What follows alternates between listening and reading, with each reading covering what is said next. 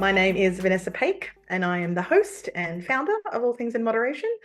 And it's my great pleasure to be hosting our next panel session of the day. I'm now going to introduce our panelists, and then we'll kick off this great discussion, which is all about what we've entitled it is neurospicy moderation, working with neurodiverse users. But I'm actually going to borrow a term that one of our panelists and guests has used, which is neurosparkly, which I kind of like more than neurospicy.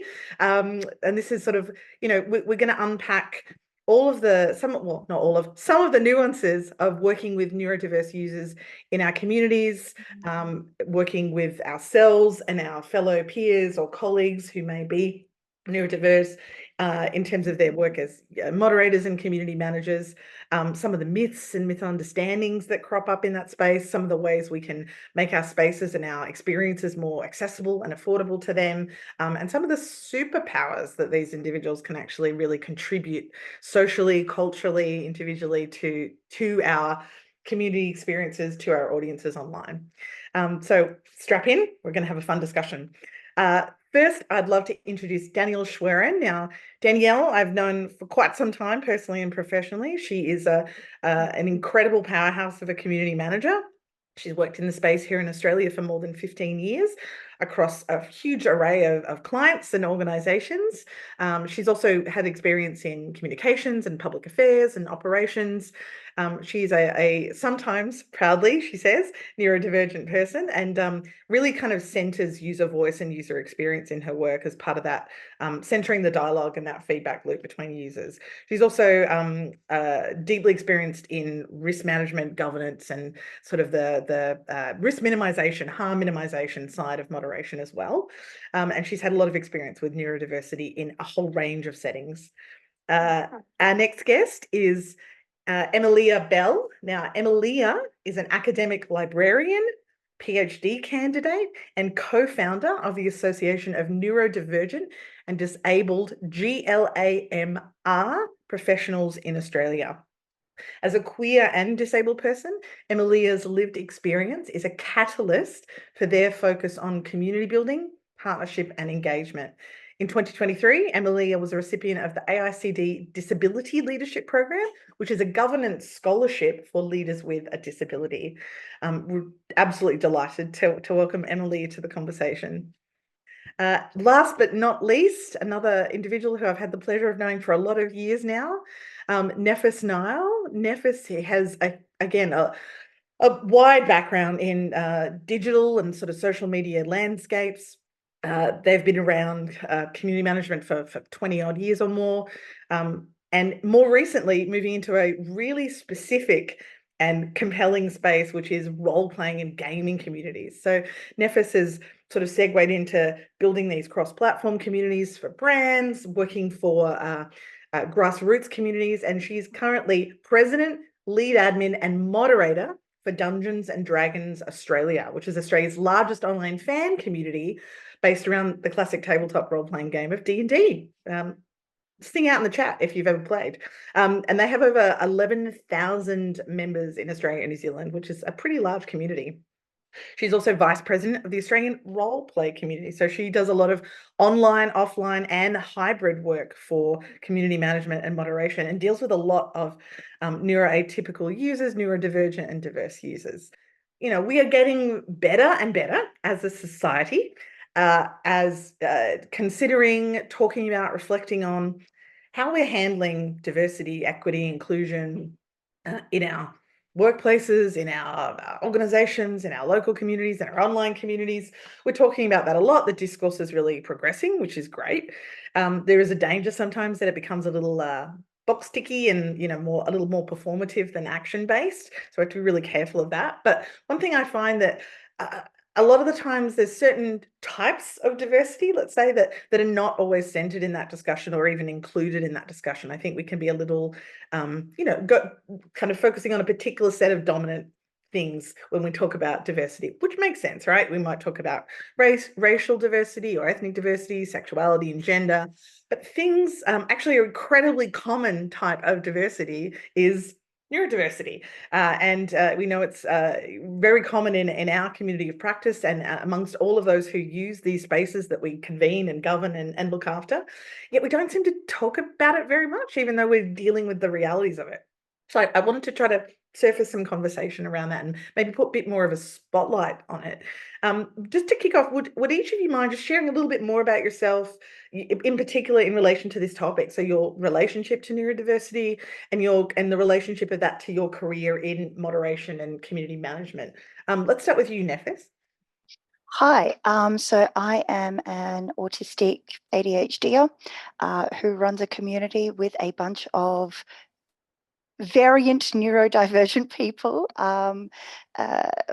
We've got ADHDers, we've got autistic people, we've got cognitive differences, we've got a bunch of neurodivergent people across our 11.6 thousand members in Dungeons and Dragons Australia. It's an interesting challenge that I am learning every day from. Amazing. I bet you are. It's such incredible experiences that you'd be having. And I think just in general, as we've already kind of touched on it on a few other sessions during this event, some of the lessons to be learned from the world of gaming, be they from tabletop to massive multiplayer online, are legion. So I look really forward to hearing some of your insights. Emilia, what about you? Yeah, sure. So I'm a librarian by trade, and I feel like I fell into online community moderation a little bit by accident, but also out of necessity. So especially as I was stepping into leadership roles in my profession and organization institution, I realized that there was a complete lack of visibility, community, and also inclusive networking opportunities within our profession for both neurodivergent and disabled people. It was something especially because people are often hiding that they're neurodivergent in employment out of just the risk of it. There weren't those opportunities available. I personally expected to completely hide that I was neurodivergent for my entire career. And I think a strong sense of social justice, especially for my fellow professionals, probably got the better out of me there. And so it was a colleague and I who'd founded then the Association of Neurodivergent and Disabled Glamour Professionals Australia, or AMPA. And so Glamour stands for galleries, libraries, museums, archives, and records. And it was really just a case of recognizing that we wanted to create that space for connection, celebrating this diversity and supporting our community in our profession.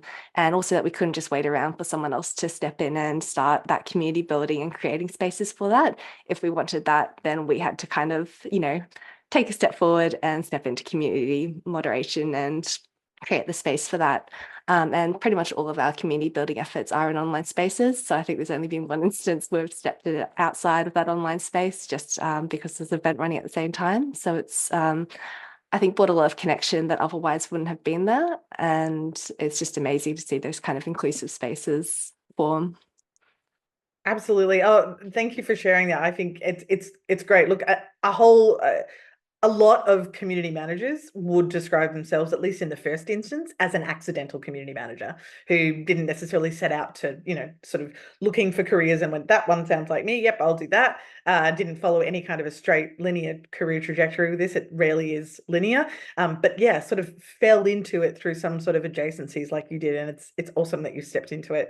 And we all know, as do many of the folks listening, that these digital spaces, because of some of the inherent identity masks or identity flexibility, maybe a way to think about it, that they offer, some of the affordances of the digital experience are incredibly important for creating that psychological safety and that sort of emotional safety that certain members of this community that we're going to be discussing need to feel safe to engage and to be themselves or to take risks and experiment or show up emotionally. And they don't always have those affordances offline. Danielle, what about you? As Ness said, I'm a sometimes proud autistic person. The sometimes comes because there's a lot of stigma that comes with a neurodiversity label. There's a lot of underemployment that comes with a neurodiversity label, and I quite enjoy working. So there is kind of a sense of need to hide sometimes, but I'm growing out of it. I got my official diagnosis about 15 months ago. But my brother has had his diagnosis for 10 years now. I have 2 godchildren with autism, one of them with ADHD. I have many friends and colleagues I know who are on the spectrum, whether they have official diagnosis or have been self-labeled. And I want to get out there and, show the world I've got some superpowers. Autism makes me a superhero in online spaces because I think differently, which gives me the ability to remember, like, constantly, everyone else thinks differently too. So I try to bring that to work every day. That's awesome, Dee. I think a number of the qualities or the skill sets or the advantages that we've discussed throughout even the last couple of days, that great moderators, great community managers have or need to have in terms of showing up for their spaces, be it pattern recognition or certain kinds of intuition, certain digital communication skills, are superpowers, or can be superpowers. And I think they're definitely, can be found within this community 100%. What I really want to ask you, because I think this is, really talks to the stigma that, both you, Emilia, and you, Danielle, mentioned, and the need to sort of, the desire to maybe mask or kind of not step into your authentic self. What do you think are some of the problematic myths or myth understandings about neurodiversity that you've encountered, particularly about your moderation and community management practice? What are some of the cliches or the tropes that you might come across that aren't so great and maybe aren't helping? I'll start if you're happy, Emilia. Go for it. Firstly, that autistic people are bad at communicating because we find it harder. Or just Almost every, like, we don't naturally fall into that box of communicating like a neurotypical person. But what that means is the majority of autistic people I know have spent years and years and years in occupational therapy or at school or at work or somewhere learning about communications. We spend time reading how to communicate. We spend time asking questions how to communicate. And we probably know the rules better than you do of how to communicate. So don't think we're bad at it just because we miss occasionally. There are going to be complications where we don't know the rule. But as soon as we know that rule, we're not going to screw it up again because we're rules people. And the second one is that we have just brilliant pattern recognition and planning powers. The ability to see something end to end and see patterns and recognize those is an autistic superpower that's like clinically proven that so many of us have. So trust that. Trust that we're brilliant at project management. Trust that we're brilliant at pattern recognition. And that really applies in moderation because we're going to see things happening before most others will. Absolutely. You make me think of an important point too, Danielle, which is that, I think that's a very damaging trope that can get thrown around about, folks who are on the spectrum or maybe neurodivergent in some way, struggling to communicate. They don't do it the way the normies do. But to be honest, I think everything is changing so fast. Our media landscape, our social landscape, our everything landscape, and that's, a big theme of this event. Everything's pretty turbulent right now. And so I think all of us are dealing with constant, very consequential change. And we're all struggling to deal with that. And I think that this idea that everybody's groups are getting it right is just not correct. And yet we have the superpower to learn the rules faster than most and then apply them. So while everyone else is trying to figure out what the rules are, we're like, oh, that's the rule. Let's go.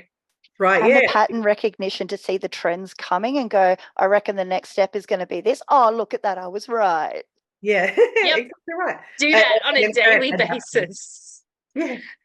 Nephthys, what are your thoughts on this? What are some of those damaging myths and sort of misunderstandings? I know that you and I have spoken before about this idea of neurodivergent folk maybe being mislabeled as people that don't have quote unquote people skills, and that being career limiting in some ways. Oh yeah.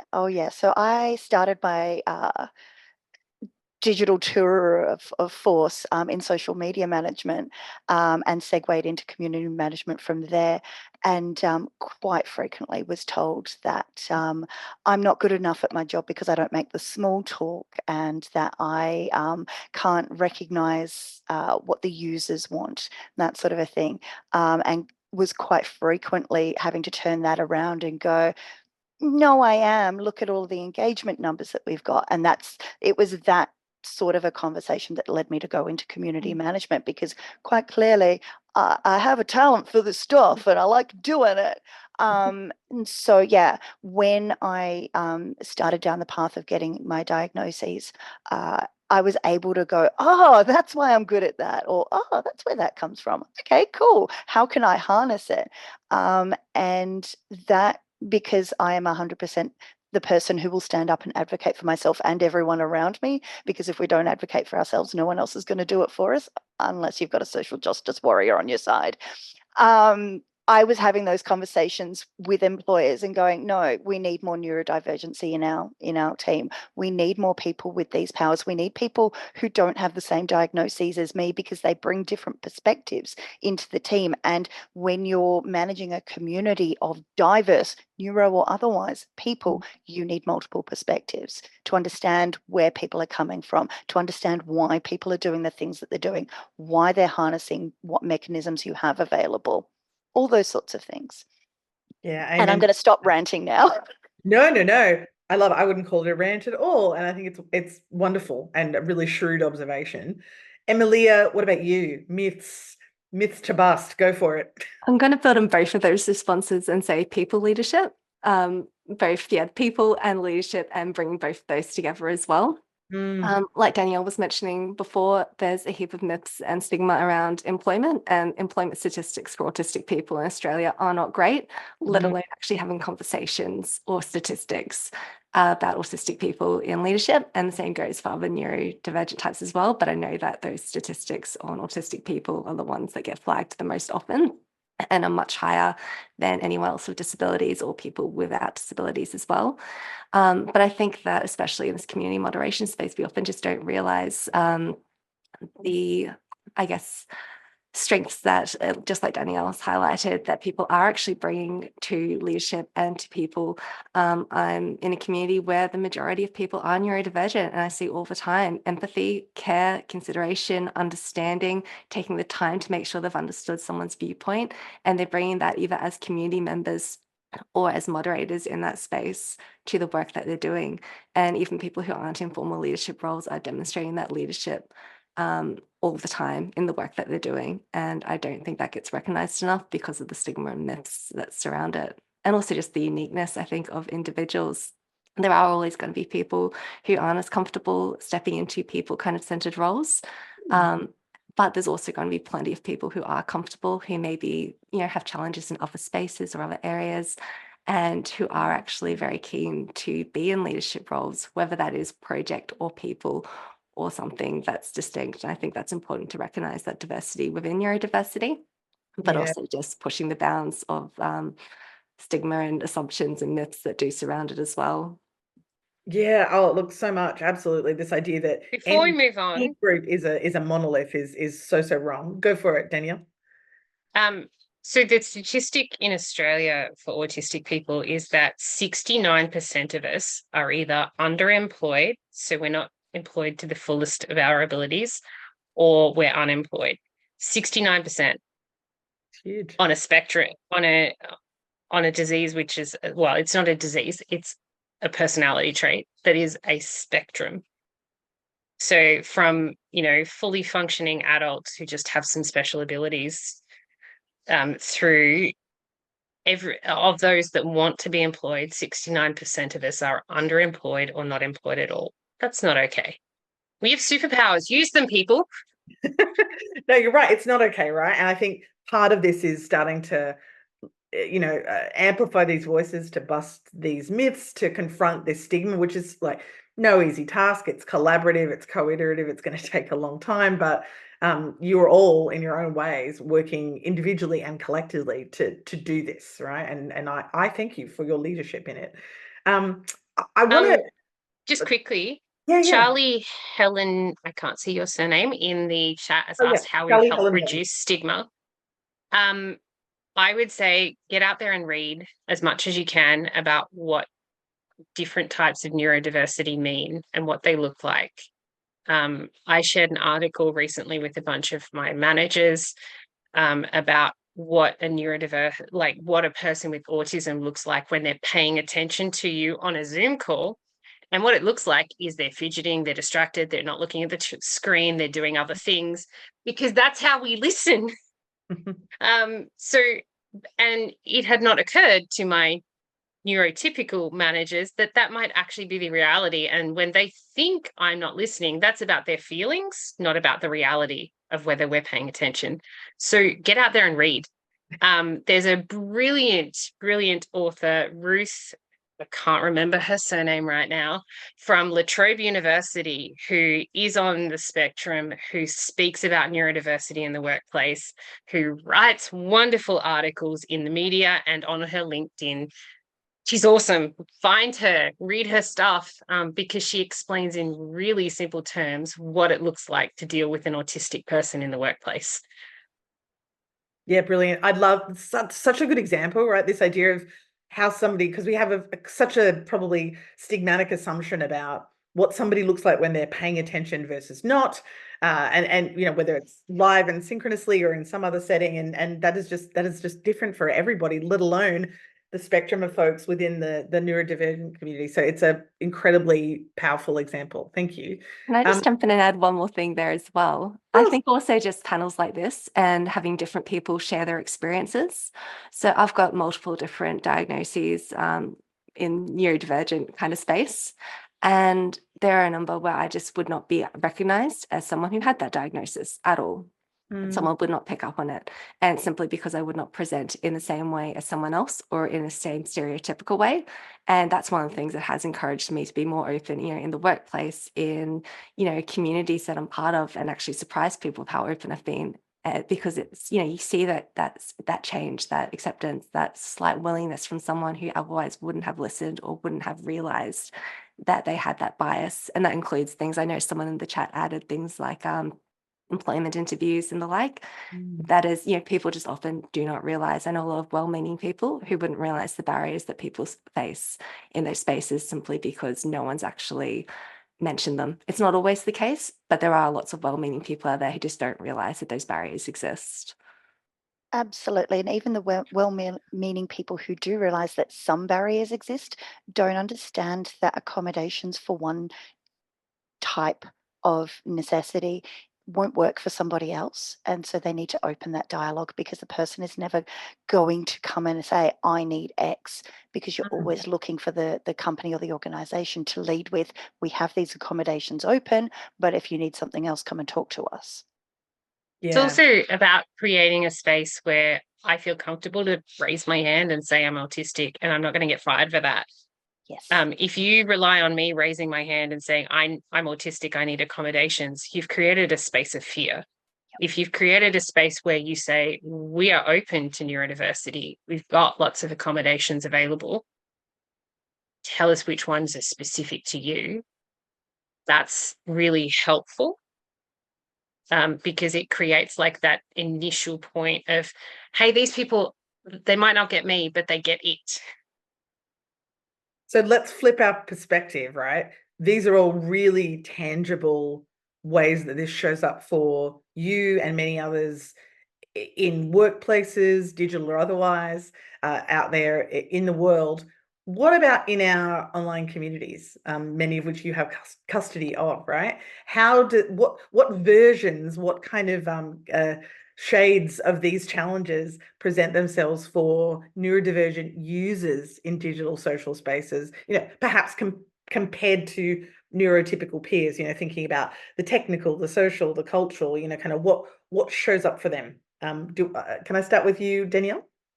Yeah, I'm going to start with the anecdote I've already told Ness about, and hope that this helps. The recent would you choose a bear or would you choose a man to meet up with in the woods thing that's doing the rounds on pretty much every social media. On one of the Facebook groups I'm in, one of our users who is autistic and male raised his hand and said, I didn't get this to begin with because metaphors make no sense to my autism. Like, just don't speak in metaphors, humans. So he'd gone to the trouble of asking somebody to explain what it meant. And someone had been kind enough, because he went, I'm autistic, I don't get this. Someone had been kind enough to explain to him, and he's like, oh yeah, of course she chose the bear. Why wouldn't she choose the bear? Men aren't safe. So he's an immediate ally once he understood the metaphor and had that explained to him. But he didn't instantly understand it. The conversation wasn't instantly accessible to him. But many other men who were just playing stupid in the comments, because that was the game for a lot of men, had created this situation where he could have easily been slapped down by other people in the comments for just joining the stupid brigade. He was lucky in this instance, in my opinion, that people went, hang on, autism, actually, no, wait, explain. But it could have just as easily gone wrong. And the moderators could have just as easily gone, another stupid man, more things for me to downvote and hide.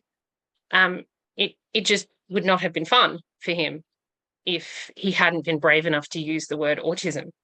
So and that I think had been given the time and space to do the education piece. Yeah.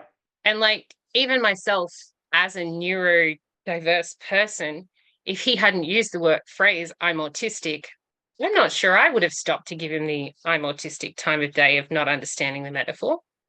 And if I'd been the moderator in that space, I might have been like, yeah, join the downvote brigade, man. So I'm a neurodiverse person who would have been at risk of moderating him incorrectly, because I might not have stopped to take the time to think, hang on, is this question legitimate from a neurodiverse perspective?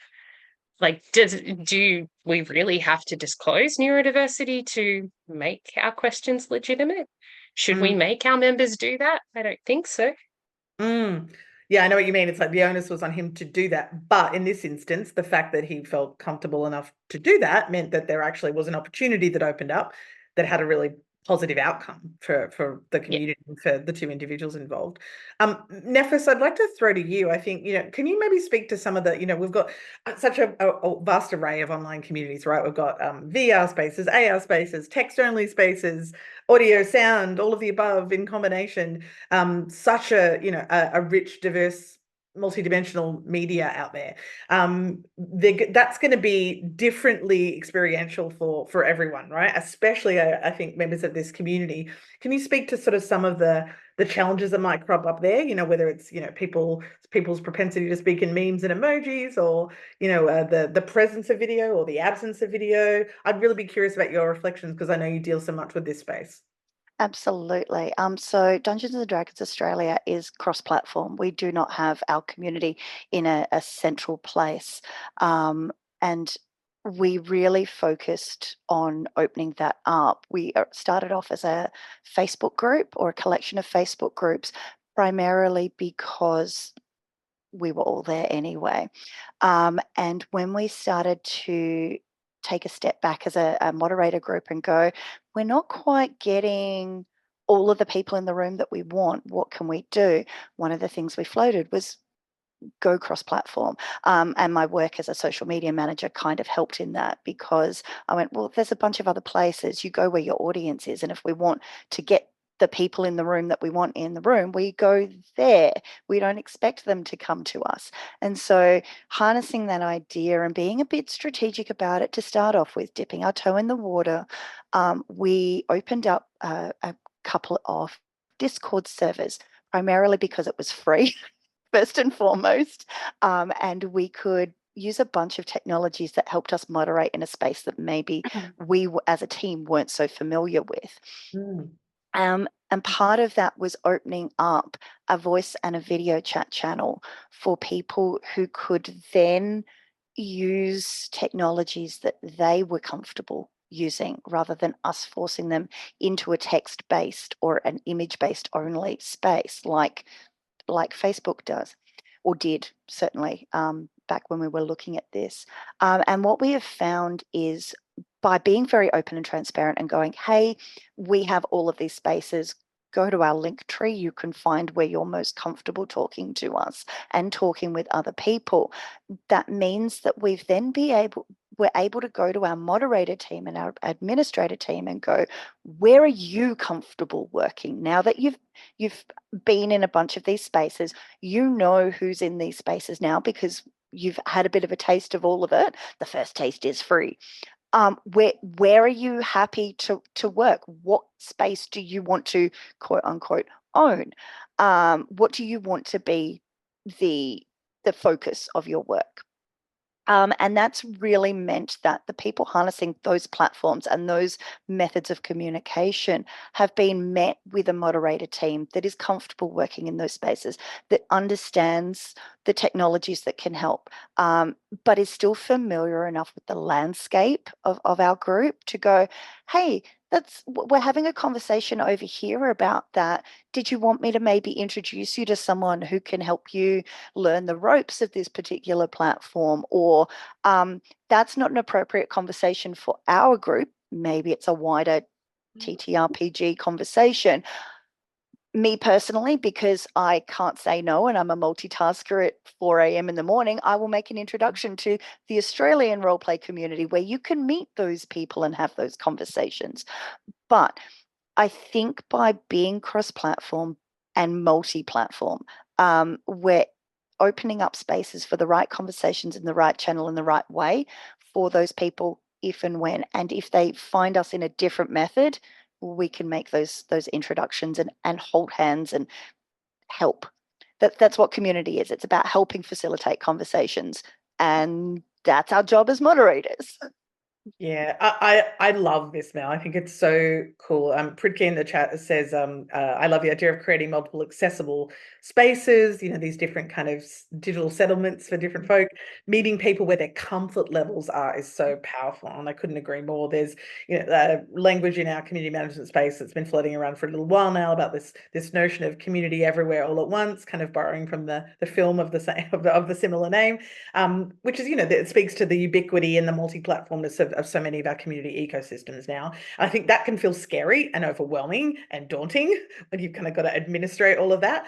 But if you flip that on its head, one of the real affordances of that actually is what you're talking about, is not just the ability to sort of fish where the fish are in terms of, oh, look, you're already there, it's easy, it's a low barrier to entry for you, but actually the technological affordances, the feature sets of different environments and different configurations are going to feel better and good to you in different and important ways. And let you self-select where you want to be, and let your moderators and your community leaders do the same thing, so that you end up with people who are really feel optimized and feel empowered, rather than these things kind of being a barrier.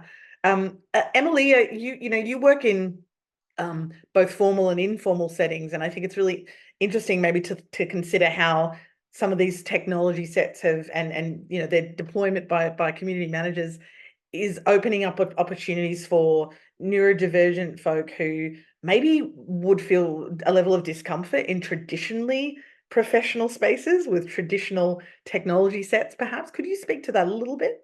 Yeah, absolutely. So I think has been a bit of an ongoing issue where a lot, especially I think coming out after COVID, there is a lot of return to in-person opportunities, and for a lot of people that does work, but for a lot of neurodivergent folk, it's just not what they're going to be comfortable with or want to do all the time. So those online communities and different approaches to technology and different platforms as well are actually really valuable.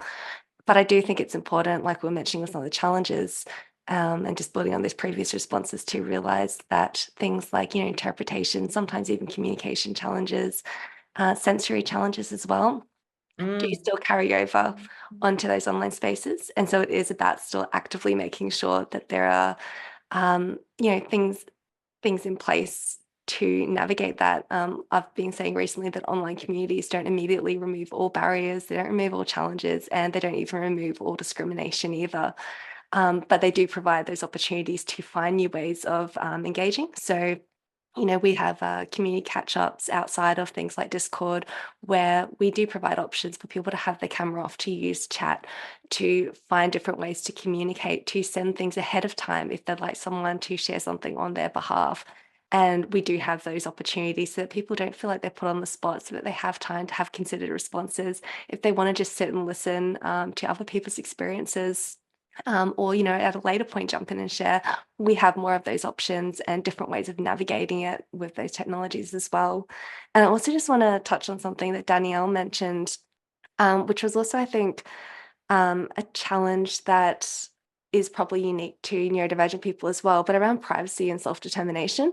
So Danielle's example there was where someone did have to disclose potentially to, get a fair approach to moderation. And that's something that from the outset of our communities, we've had to take a very considered approach to, especially since it's within a professional setting where people's professional peers, potentially people in leadership positions and in hiring roles, are also part of those communities and for the first time feel safe too.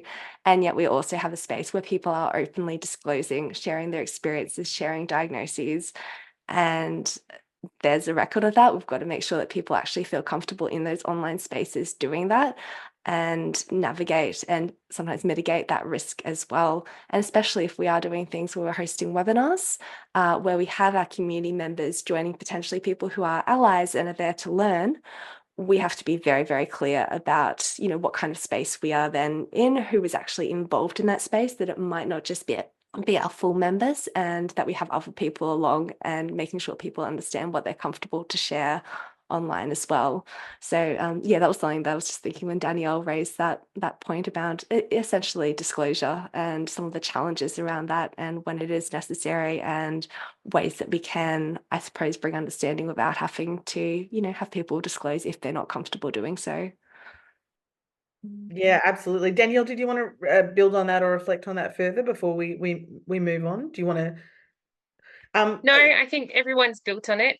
We all need to remember when moderating, everyone has a lot going on. Everyone's got their own life story to tell, whether they're neurodiverse or not. And different perspectives have different ways of looking at the world, ways of expressing themselves. So as moderators, and custodians of our spaces, we just need to be gentle in the way that we react to what other people are saying, and come at it thinking the best, not the worst of people, because it gives us this, by all means, use your neurodiverse pattern recognition to notice when somebody's a troll. But if it's a first-time user, come at it as if with kindness, and it doesn't matter which particular space they're coming from, whether they're coming from a cold space, whether they're coming from a neurodiverse space, whether they're coming from an educationally challenging space where they've got a lower socioeconomic educational background. Things are going to come out differently. So just give people the benefit of the doubt and start looking at it carefully before instantly moderating. If I can add to that point, one thing that we found very helpful is having a very clear rule set in like a master post or something like that. And so when we do ask our community members if there's something that we think isn't in keeping with our guidelines and our rules of interaction, we say, hey, this post we think contravened this rule. Can you tell us a little bit more about that? And so when you are dealing with a neurodivergent crew who like the rules, that helps them understand where we're coming from, but also gives them input into the rule set for their own goddamn community. What a novel concept. And so quite frequently, we will then go away as a moderation and an administration team, collate all of the feedback that we've gotten on the rule set and modify them so that they're a bit more easily understood or clearer, where we think we've had one perspective that has made the rule correct, but we've heard from our community, maybe that isn't so. That is something that neurodiverse, neurotypical, wherever you sit, people, it's an actionable item that you can do to help facilitate a neurodivergent mod team and a user base. Yeah, I love that. I think, we've got such a big emphasis again, and it comes up again and again at this event and in conversations with peers in this space about the importance of that social contract building and that constitutionalizing it, whatever form it takes, with members, with users, that it is iterative, that it's, it's dialogic, goes back and forth, right? And I think yeah, this is probably all the more important, I think, when in these sort of situations where, never is it more true probably that one, you can set and forget things. You cannot, you can't really ever do that, but you absolutely can't do it in this space. It has to be open to that evolution. You might also, as a moderator, need to be willing to say, hey, this was my opinion, Yes, but feel free to prove me wrong. 100%. Moderators, like, we are the final say, and once we've made a ruling, that ruling should be sticky. But we also need to be flexible enough when somebody comes to us and says, hey, that's not what I meant, I saw it this way, to go, actually, yeah, okay, I saw it wrong, and take back our ruling. Yeah, it's having that wisdom to, I've got more data now, I've got more information, therefore it changes my ruling or my perspective, which is the responsible approach. And I think the compassion to know that you're fallible, you're a human that's coming to something from a situated perspective, and maybe that isn't shared by whoever you're engaging with. Don't be a douchebag. It's rule number 1, folks. What was the very, I wish we could go back to this kind of simple guideline, but in a way, those very famous Flickr guidelines that that Heather wrote back a million years ago, where that was like, rule number 1, it's the only rule. That guy, don't be that guy. Don't be that guy. That was very, very famous. It's so effectively encapsulating of so many things. Yeah. Jacqueline makes a really great point too, I think I want to call out here in the chat, which is that, it's important to note that perhaps, particularly in community services type spaces, or health or therapeutic spaces, in some cases, people may enter that community or enter that community ecosystem potentially in a position of distress or high stress, and maybe don't necessarily have a lot of insight or literacy yet about their neurology, which could be due to age, isolation, socioeconomic background, or number of factors, and so much as we're checking our assumptions on a lot of this stuff, we have to be very careful that even something like disclosure, might not be realistic for somebody. So even if it is appropriate and even invited, and we encourage and create a safe space for it, it may not be an option for a number of reasons. I think that's a really good point to call out. You've started to do it already, Mel, all of you actually, in sharing some of the work that you've done to counter some of these challenges. Emilia, just coming back to you for a minute, could you maybe share some of the techniques or strategies that you've found really useful in managing sort of these diverse communication needs, and kind of as a moderator, some of the things that you've done that you find really engender inclusivity and work to push back on some of these challenges? Yeah, absolutely. I think probably it's in those community catch-ups. We do have things like video options where we've seen the most impact. Obviously, we always have those things like Discord and text-based options, which tend to flow a lot smoother. But I think because, again, professional situation, people are used to being on a Zoom call where they're expected to perhaps have their camera on, in a work meeting, or even if they don't, that they might expect judgment from it. And so we've been pretty upfront from the beginning saying, whether it's sending out emails or other communications about this, or even just stating it again at the start of a community catch up, that it is okay to, have your camera off. If there is a problem, you are welcome to just confidentially and privately reach out and, say that, there's a challenge, or we could be even doing something better. So I think it got mentioned earlier as well about being willing to admit, when something needs to change or we haven't got the answer right. We've been pretty upfront about, as moderators and community managers, about going, we're not going to get everything right all the time. That's impossible. And we do, rely on community members and community users to actually mention if there's, something wrong. And so we do have to create that space and that trust that people are willing to actually approach us if there is that kind of challenge.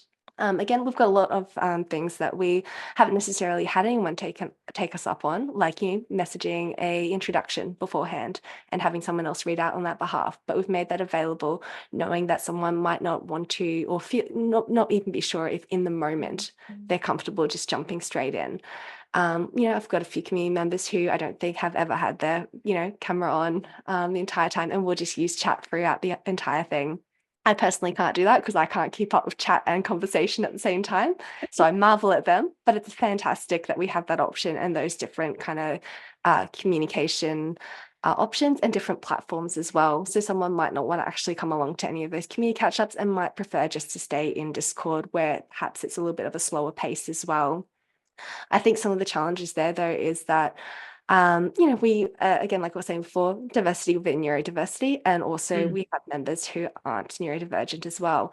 So we might have members who are actually deaf and do rely on cameras being on, which is why we quickly, after one of our earlier community catch-ups, realized that asking people maybe if they were speaking, if they were able to have their camera on just while they're speaking, consider that. Otherwise, use the chat. We did understand, though, if people, weren't comfortable having the camera on and there wasn't anything we could do about that. It's one of those things where there's conflicting accessibility needs and can't get it perfect and right all the time. But it's one of those things as well where, again, people are bringing empathy and understanding to other people. And again, we see that one of those myths that, you wouldn't expect from a very large neurodivergent group, apparently, but we see it all the time. People are bringing understanding and care and making adjustments themselves when they pick up on the fact that, oh, someone else might have different needs to me or communicate in a different way, or perhaps just says something or uses language that doesn't match my own lived experience. I'm just going to choose to, as long as it's not actually actively causing harm to someone, I'm just going to leave it or change my own approach so that this is a more accessible and inclusive space for everyone. And I think that's a credit to community members, but also it makes things so much easier to have that and to be upfront about those expectations as a community manager as well. Yeah, 100%. Look, it's I think, and it comes down to me so often about walking your talk. I think what you've each described and what you described there, Emilia, is really profound role modeling and social norming. So even when, you may not always get it right, there may be some little bumps and fissures along the way, and things that kind of collide in terms of priorities, but you're constantly and earnestly working for your community, having open conversations about what you're trying to do, and owning mistakes or those fissures along the way, and I think that effort is almost always met in good faith by community members if they can see that it's authentic and it's consistent. I think it's when things that when you get those sort of performative motherhood statements and a lot of rhetoric that doesn't actually manifest in action, then I think people get quite rightly a bit cynical and distrusting of that. I use my own example too. You reminded me of it when you were talking. I lecture at university, and I teach online primarily, even though we are out of a lockdown situation, or there are still online classes, and I teach community management online. So a lot of those classes occur online, and I have a lot of international students and a lot of students in really postgraduate students in very diverse socioeconomic settings. For example, they may be living with 4 or 5 other students, or in quite impoverished settings sometimes. And they have a lot of challenges in putting their cameras on. They are super reluctant to do so, sometimes because of neurodivergent concerns, but also because they might be embarrassed about their surroundings. They really don't care to show that to anybody. They may literally be kind of hiding under a bed to try to get some private space to have their class and engage with their educator. And they, I also don't, allow them to not have cameras on. And the first time I ever did that, toward the beginning of the pandemic, I had students get very emotional because they shared with me that was just simply the first time anybody had let them do that. There wasn't a teacher that was kind of demanding that they put their cameras on, and this assumption that if they weren't on camera, then they weren't paying attention, or that they were somehow distracted. And they were so grateful for that. And that translated in terms of their commitment and investment to the course and their outcomes. And I just thought it was, to me, seemed like such a simple thing for me to do. Of course I was going to do that. And why would I? Bringing my community manager hat, I would never have made them turn on those cameras if they weren't comfortable. But it is perhaps was a bit more of an expectation in that official learning, traditional learning academy sort of setting. And they were pleasantly surprised when they were able to have that agency given back to them. And so you really just reminded me of that, and the difference that then made in the way they engage with the course. And I think that touches on intersectionality within our communities as well, and those different reasons why someone might be engaging in a different way or have different needs. We're quite conscious, for example, that a lot of our community are white. Our entire committee, for example, at the moment is white, and so we might have diversity in other ways, but we are quite conscious of our own gaps and limitations in recognizing that intersectionality and the reasons that people have particular needs outside of neurodiversity as well. Can each of you just reflect on, again, we started the conversation talking about superpowers, and I sort of want to circle back to that, if I may. In your work as a moderator, in your work in convening and gathering and governing these users and these communities, how have each of you harnessed these traits? How are you applying your superpowers, in ways that that are generating benefits for your users? Danielle, do you want to start? One of the ways is the pattern recognition, because when there's, especially in scaled large communities or communities where you've got users with anonymous usernames, where you may have many similar usernames or long usernames that are complex and not easy to remember, I start to see those patterns and patterns about that user, and patterns about the overall group, that are really helpful when moderating, because I can see just a retail example. And I'm sorry, I know there are Woolies team members participating with us today. But, our supermarket giants got fully attacked for Australia Day and Anzac Day celebrations, or lack thereof, in the opinion of the community. I can see when that issue is going to start up in my community, because I can see the little thing, but then that little reply over there, and I can see a puzzle forming, and put that together and make a plan. My head will already be planning before I even put pen to paper on what I'm going to do next. Additionally, I have a weird detachment from the content. So I've worked in a lot of emotionally draining communities on highly sensitive medical or mental health based issues or addiction issues. My ability to empathize with an individual comment while feeling detached from it means at the end of the shift, I'm a little less worn out than some of my colleagues, because I'm processing these things, but I'm not absorbing them as much. I find that to be really helpful. I've had many leaders ask me, do you need to speak to the EAP? I'm like, no, I'm good. So yeah, that little detachment thing I have, the one where I don't make friends easily and I don't want to make friends easily, actually also is a preventative measure in protecting myself as a community manager. So big fat superpower. I'm sorry to those of you who have to absorb all of that emotional energy. I'm not one of you. Sorry. We can use you as a human shield, Danielle. Yeah, I am a human shield. If you're all having a crap time, just let me at it. I'll do the thing. Honestly. Emilia, what about you? I know you've done a lot of deep thinking about this as well. How to deploy these super skills. I was going to say, I feel like I might be the complete opposite to Danielle here. I was going to say I bring way too much empathy and community engagement, which has been really helpful in the community building side of things. But I bring a lot of empathy to my moderation and community management, and I'm the kind of person who can't detach from that content easily and does just absorb all of the emotion that comes with it. So wishing... I bring the need to help. Yes, I was going to say, we should talk, Danielle. I'm a helper, but I don't then need to help myself, which is helpful to me.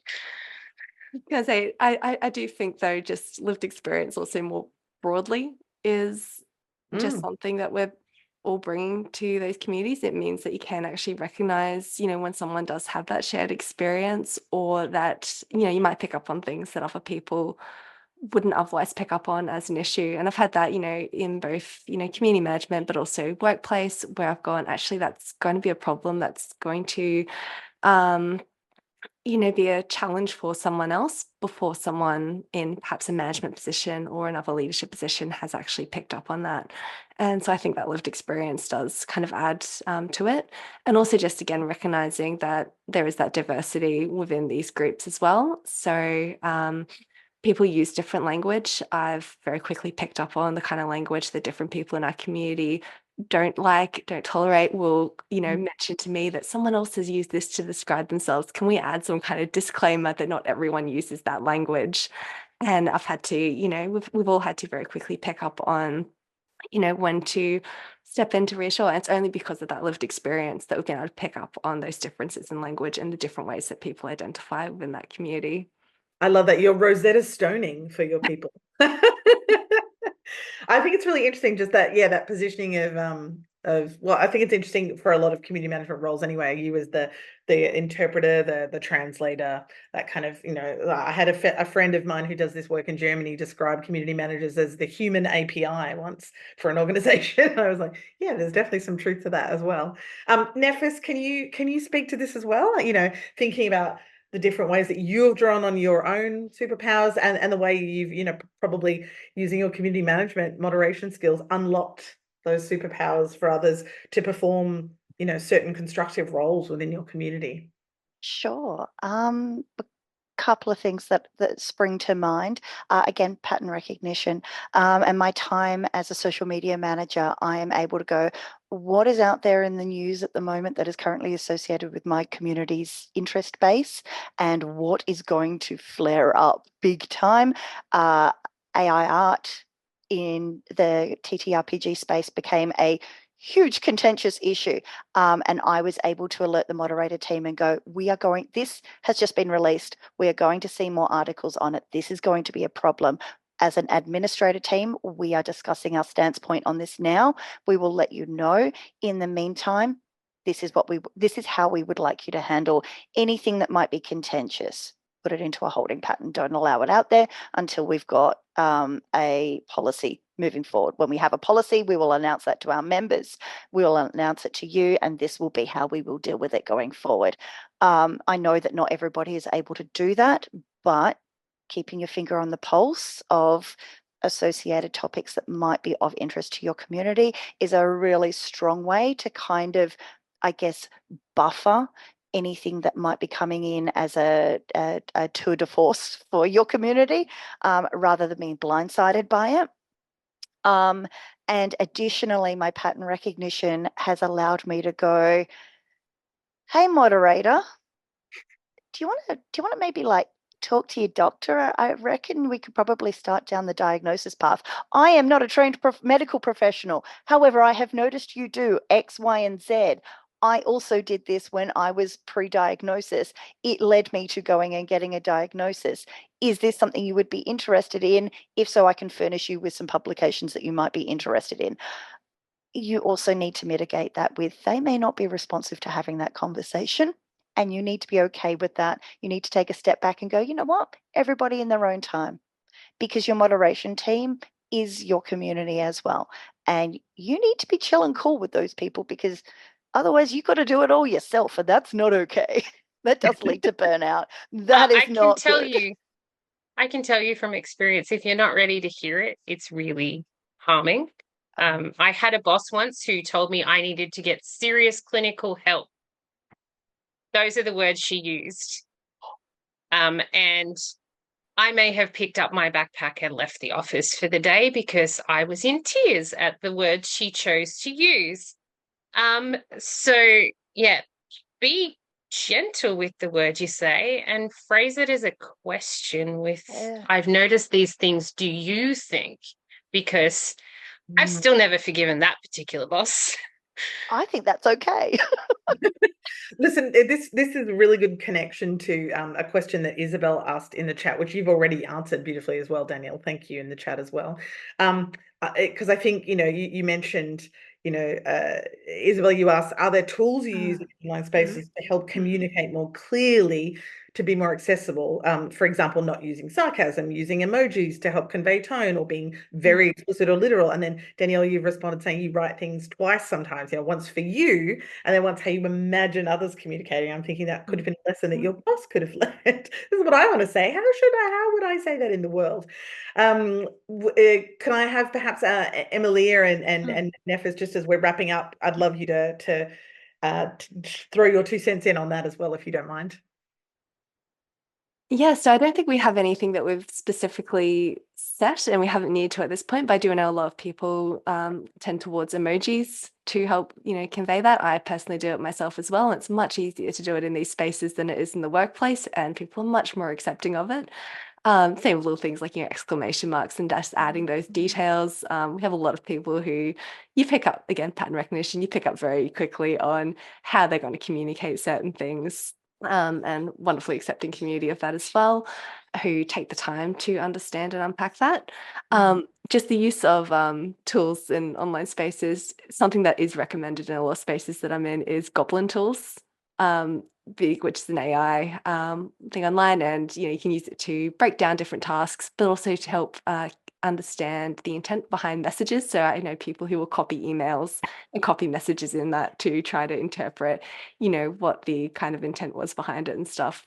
So we actually have, even though we're not actually using that in terms of any moderation, we have community members just recommending things like that to each other to enable that understanding. So lots of members and users who are actually on top of it on our behalf.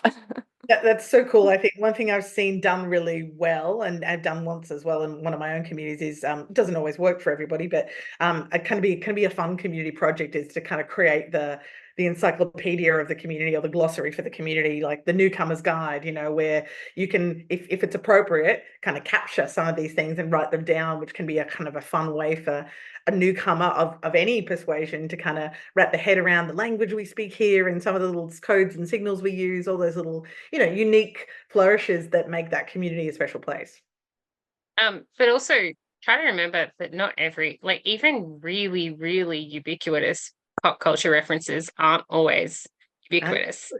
I used the put Putin on a Ritz joke yesterday because I didn't want to use the word Putin in a public forum, because that just gets you chased down by trolls.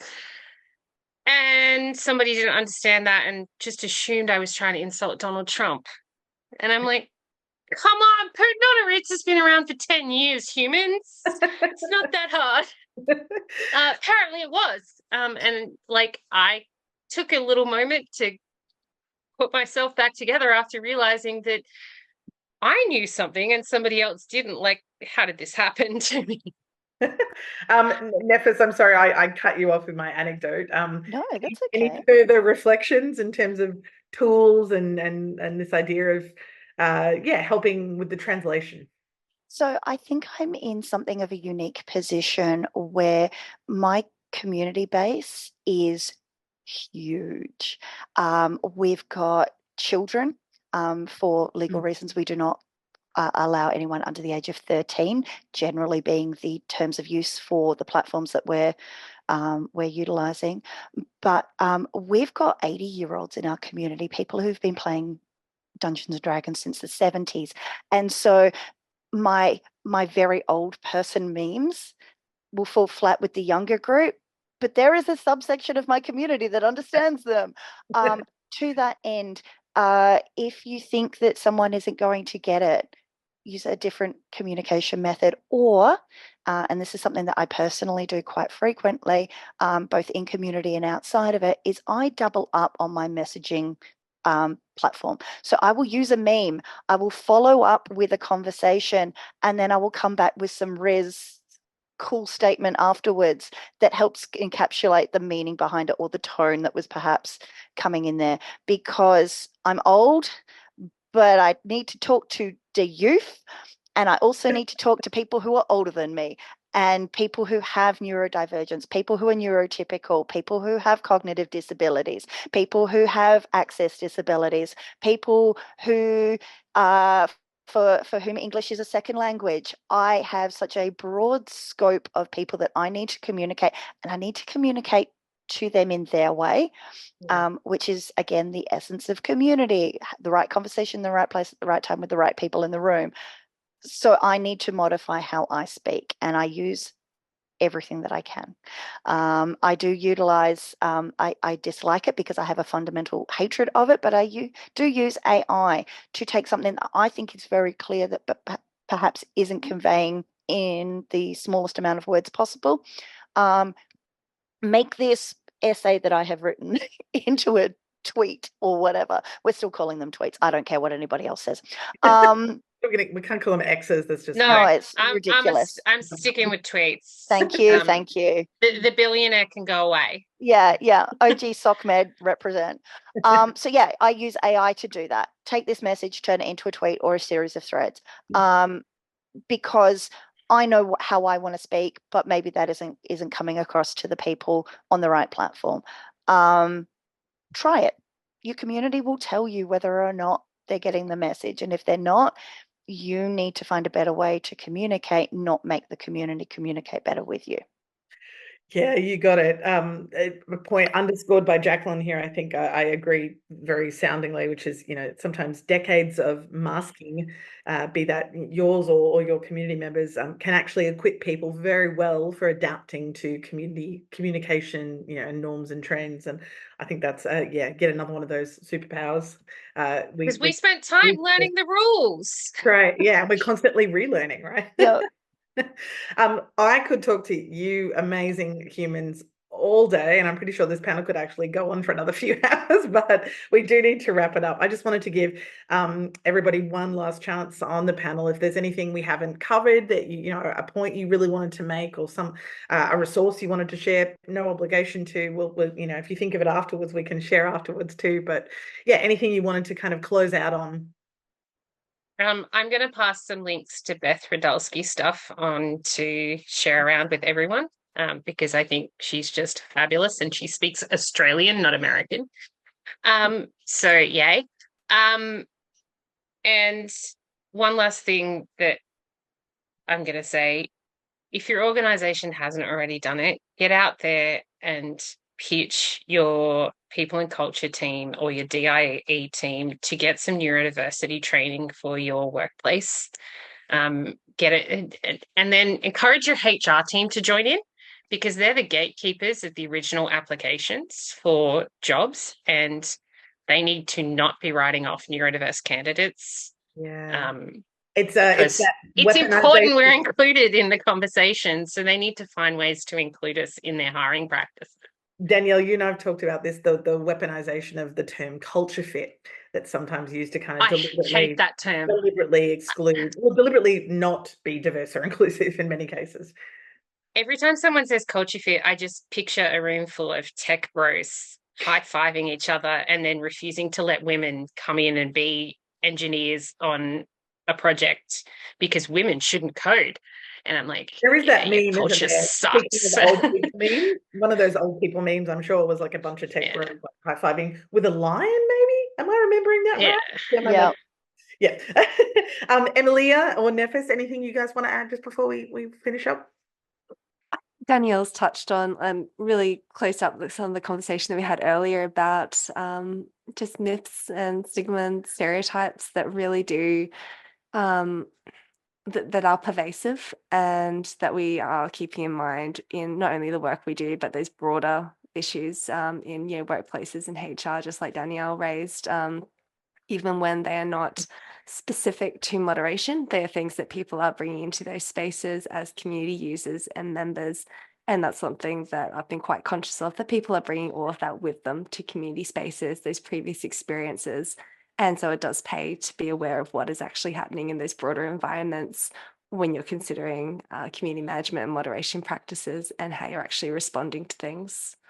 Yeah, that's another really great reminder. I often do it myself. I think even if we do all of the right things, or all the best things we can in terms of creating that safe zone, that respective sort of healthy, thriving space, the human at the end of the screen or keyboard or mobile phone is in a world surrounded by systems and structures that could be quite oppressive to them, could be quite disadvantaged to them, and has all of their own, you know, clouds of stuff going on. So yeah, we often are never going to be privy to that. So that's always real for them. So you're right, it comes into our spaces.